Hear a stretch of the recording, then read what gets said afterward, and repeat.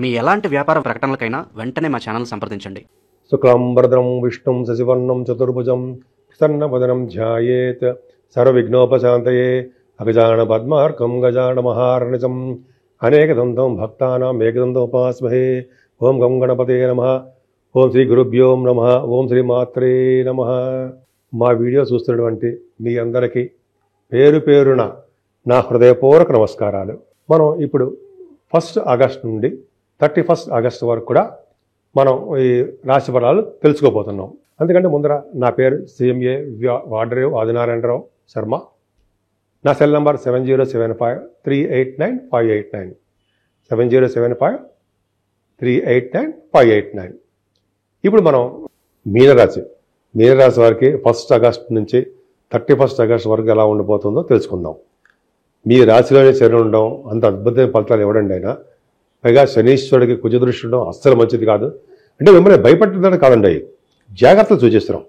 ఎందుకంటే మీ ఫేస్ సంబంధించిన ప్రాబ్లమ్స్, శారీరకంగా మానసికంగా ఇబ్బందులు పడ్డము, అనుకున్నవన్నీ పనులు జరగకపోవడం జరుగుతుంది. శనికి కుజదృష్టి ఉండడం వలన కొద్దిగా నీటి వలన ప్రమాదాలు, పాదాలకి దెబ్బలు తగలడాలు అవకాశం ఉంది.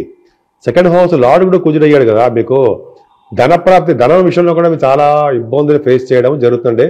కొన్ని సందర్భాల్లో మీకు డబ్బులు రావడం కష్టం అయిపోతూ ఉంటుంది. కుటుంబంలో కూడా మనస్పర్ధలు, చికాకులు, కోపాలు, ఆవేశాలు ఇవన్నీ ఉంటే కొంచెం జాగ్రత్తగా ఉండండి. కానీ మీకు గురుడు ఉన్నాడు చూసారా, ఆయన మిమ్మల్ని వదులుతాడా? మీరు లగ్నాధిపతి గురుడు చతుర్థ భావంలో ఉంటే తుక్కు రాకుండా బ్రహ్మాండంగా నీకు నేను ఉన్నాను అని చేసి మీ తల్లిగారికి ఆరోగ్యంగా ఉంచడము, ధనప్రాప్తి కలిగేది చేయడము, అంతేకాకుండా మీకు ప్రతి విషయంలోనూ అంటే సన్మానాలు జరగడము, వాహనాల వల్ల సంతోషాలు కలగడము, అధికారుల యొక్క అనుగ్రహం కలగడము చతుర్థ భావంలో గురుడు. అలాగే అన్న పానీయాలకు లోటు లేకుండా బ్రహ్మాండంగా ఉండడము, ఆభరణ సౌఖ్యము, సద్గుణ సంపన్నులుగా ఉండడము. చతుర్థ భావంలో శుక్రుడు కూడా సంగీత వాయిద్యాల్లో బాగా మేటి నిర్మించుకోవడం, సంగీత డైరెక్టర్స్ తల్లిగారికి అద్భుతంగా ఉండడము, చదువు విషయంలో ఆటంకాలు లేకుండా బాగా సాధించడము. అలాగే రైతులకు కూడా ఇటువంటి వర్షాలు ఉన్నా సరే వాళ్ళకి చక్కటి పంటల్లో లాభాలు రావడానికి ఎక్కువ అవకాశం బ్రహ్మాండంగా ఉన్నాయి, డౌట్ లేదు. కానీ రవి బుధులు బాగా పంచమస్థానంలో చాలా బాగున్నారండి. రవి బుధులు బాగున్నారంటే డాక్టర్స్, మీరు ఏదైనా ఎడ్యుకేషన్ చేస్తూ ఉండుంటే ఎడ్యుకేషన్లో MBBS అంటారు కదా, వాటిలో మీరు సక్సెస్ అవుతారు. అలాగే ఫైనాన్స్ రంగంలో సక్సెస్ అవుతారు. పుత్రిక సంతానం విషయంలో మీరు బాగా విజయం సాధిస్తూ ఉంటారు. అంతేకాకుండా సినిమా రంగంలో కూడా అవకాశాలు వస్తూ ఉంటాయి మీకు. సంగీత, సాహిత్య, నృత్య కళాకారులు గాను, సినిమాల రంగంలో డైరెక్టర్స్ గాను, ప్రొడ్యూసర్స్ గాను, లేకపోతే మీకు సంబంధించిన వ్యవహారాలు ఎక్కడ ఉన్నదో బ్రహ్మాండంగా సక్సెస్ అవుతారు. రవి బుధుల కారణంగానే గవర్నమెంట్ ఐటర్స్ CA CMA వాళ్ళు సక్సెస్ అవుతారు, బాగా విజయం సాధిస్తారు. ఆ రవి బుధుల కారణం వల్ల కదండి మీరు స్టాక్ మార్కెట్లో కూడా బాగా డబ్బులు సంపాదించుకోవడము, మంత్రి అంటే పొలిటికల్ రంగంలో పదవులు ఆశించారు, పదవులు రావడము ఇవన్నీ సామాన్యం కదా. కానీ అద్భుతం తెలుసా అండి, 6వ భావంలో రవితో కలిసిన కేతువు ఏంటండి, తండ్రి గారికి ఎంత బాగుంటుంది. 6వ భావంలో రవితో కలిసిన కేతువు, 6వ భావంలో 6వ పతి ఉంటాడు తెలుసు కదండి మీకు. చాలా మంచి హర్షయోగం ఉంటాం కదా, దాన ధర్మాలు చేస్తూ ఉంటారు, పుణ్య కార్యక్రమాలు చేస్తుంటారు, సేవకాచారం ఉంటూ ఉంటారు, సంపూర్ణ ఆరోగ్యవంతులుగా ఉంటారు మీరు. అంతేకాకుండా మీకు ఇలా సంబంధించిన వ్యవహారాల్లో విజయం సాధిస్తూ ఉంటారు. అనేక రకాలుగా మీకు ధనప్రాప్తి కలగడానికి అవకాశం ఉంటుంది. పైగా స్టాంపింగ్ అవుతుంది, విదేశాలు వెళ్తారు. 6వ భావం రాహు మీరు ప్రయత్నపూర్వకంగా సాధించడం వల్ల ధనం కలుగుతుంది, కార్యలాభాలు ఉంటాయి, సుఖ సంతోషాలతో విలాసవంతమైన జీవితం గడుపుతుంటారు. ధైర్య సిద్ధి, భూ ధన వస్తు వాహనాలు సిద్ధించడమే కాకుండా మీకు ఎక్కువగా శత్రు భయం లేకుండా, రుణ భయం లేకుండా బాగా సక్సెస్ అవుతారు. కానీ సప్తమస్థానం కుజుడు నడుచురా, ఈ వసలు మంచివాడు కాదు. ముఖ్యంగా భార్యాభర్తల విషయంలో చిన్న మనస్పర్ధలు వస్తాయండి. పెళ్ళిళ్ళు స్లో అయిపోతుంటాయి. భార్య గారికి కానీ భర్త గారికి కానీ చిన్నపాటి యాక్సిడెంట్స్ అవ్వడము, నీటి ప్రమాదాలు జరగడము, బ్లడ్ కనపడము, ఇవన్నీ జరగడానికి అవకాశాలు మీ జాతకంలో ఉన్నాయి. కొద్దిగా జాగ్రత్తగా ఉండండి. మిమ్మల్ని భయపడడం కాదు, జాగ్రత్తలు సూచిస్తున్నా. ఏదైనా అష్టమ స్థానానికి శని దృష్టి ఉండడం, గురు దృష్టి ఉంది కాబట్టి మీరు ఎటువంటి చిన్న యాక్సిడెంట్స్ అయినా ప్రాణగండం మాత్రం లేదు, భయపడకూడదు, భయపడతాం అవసరం లేదు. అంతేకాకుండా సడన్ గెయిన్స్ ఎక్కువ ఉంటాయి, తాతలకు సంబంధించిన ఆస్తిపాస్తులు రావడానికి అవకాశం ఉంది. కానీ మీరు చేస్తున్న రియల్ ఎస్టేట్ రంగ వ్యాపారాల్లో నష్టాలు వస్తాయి, రైతులకు కూడా నష్టాలు ఉంటాయి. అంటే మీరు ఏ వ్యాపారాలు చేసినా ఆ వ్యాపారాల్లో నష్టాలు సంభవించడానికి పిడుగుపాట్ల వలన, అంటే నీటి వలన, గాలి వలన, అలాగే గాలి వలన, వానల వలన, పిడుగుపాట్ల వలన, అగ్ని వలన మీకు ప్రమాదాలు జరగడానికి అవకాశం ఉంది. అంతేకాకుండా తీర్థయాత్ర చేస్తారు మీరు. తీర్థయాత్రలో కూడా మీకు వర్షాల వలన, నీటి వలన గండం ఉంది. చిన్న అగ్ని ప్రమాదం జరగడానికి అవకాశం ఉంది. జాగ్రత్తగా మీరు గురుగారితోనే ఉండండి. అంతే మీరు చేయాల్సిందంటే గురుగారే. ఆయన గురుగారు ఉన్నారంటే ఆయన దైవం సంబుద్ధుడు కాబట్టి ఆయన వాళ్ళకే ప్రమాదాలు జరగవు, దగ్గరగా వెళ్ళిపోతుంటాయి. గురుగారి యొక్క సంరక్షణ ఉంటే ఏ ప్రాబ్లమ్స్ ఉండవు. అదేకాకుండా మీరు విదేశాలు వెళ్తారండి, అక్కడ కూడా మీరు ప్రమాదాలు జరగడము, మీరు విదేశాలు వెళ్తున్నప్పుడు కొద్ది చిన్న బండి స్లో అవడము, చిన్న ఆటంకాలు ఏర్పడడం జరుగుతుంది. కొంచెం జాగ్రత్తగా ఉండండి. ఏదేమైనా మీ నాన్నగారికి కూడా భాగ్యాధిపతి నాన్నగారు కూడా అవుతాడు కాబట్టి, నాన్నగారికి కూడా గురుదృష్టి శని దృష్టి ఉంది కాబట్టి నాన్నగారికి కూడా అంత అద్భుతంగా మంచి ఫలితాలు ఉండవు. కానీ మీరు చేస్తున్నటువంటి ఉద్యోగాలు అంటారా, కింగ్ అంటే జనరల్గా మీకు ఎప్పుడు భయపడరు. ముఖ్యంగా మీరు చేస్తున్న ఉద్యోగాల్లో రియల్ ఎస్టేట్ అవ్వని, సాఫ్ట్వేర్ అవ్వనివ్వండి, బ్యాంకింగ్ రంగంలో కానీ, విద్యా సంస్థలో కానీ మీరు బాగా రాణిస్తారనడంలో ఏమాత్రం సందేహం లేదు. పైగా గురు ప్రభావం వలన మీరు ఒక పురాణికి కానీ లేకపోతే న్యాయాధికారిగా కానీ బాగుంటారు.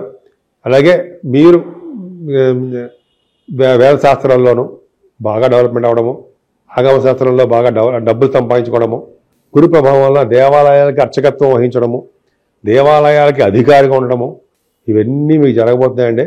గురు ప్రభావం మీరు ఎక్కడ ఉండండి, ఏ జాబ్ చేయండి, ఆ జాబ్లో సంరక్షణ ఉంటుంది, లాభాలు కూడా అదేవిధంగా ఉంటాయి. కానీ మీకు రాహు ప్రభావం వల్ల మీకు దోషం. 12వ భావం రాహు ఎట్టి పరిస్థితుల్లో మంచివాడు కాదు. అంటే దూర బంధువులు మరణ వార్త లేకపోతే చిన్న ఇబ్బంది కలగడము జరగడము, అలాగే 12వ భావంలో రాహు ఉండడం వల్ల మనస్తాపము, అపజయాలు, తలసిన కార్యాలు నెరవేరలేకపోవడము, నిగ్రహ శక్తి లేకుండా ఉండడము, మనస్తాపము, కుటుంబంలో పీడ, బంధుమిత్రులు అంతఃకలహాలు, ఏమైనా ఇబ్బందులు ఉంటాయి. కానీ గురుడు చూస్తున్నాడు రాహువుని వలన చక్కగా మీకు ఇబ్బంది పడాల్సిన అవసరం లేదు. ఏదేమైనా అమ్మవారిని పూజ చేయాలని మీరు శనీశ్వరుడు పూజించాలి. అలాగే కుజుడు సుబ్రహ్మణ్యేశ్వరుని పూజించడం వల్ల, సూర్య భగవాన్ని పూజించడం వల్ల చక్కటి ఫలితాలు దొక్కుతాయి. అంతేకాకుండా శ్రావణ మాసం అనేది మనకి ఈ నెలలో కూడా చాలా అద్భుతమైన మాసం అనేది. ముఖ్యంగా అమ్మవారిని లక్ష్మీ అమ్మవారిని పూజించడం ఒకటి చేయడం, పైగా 8వ తారీఖు శ్రావణ శుక్రవారం అమ్మ బాబాయ్ చాలా పవర్.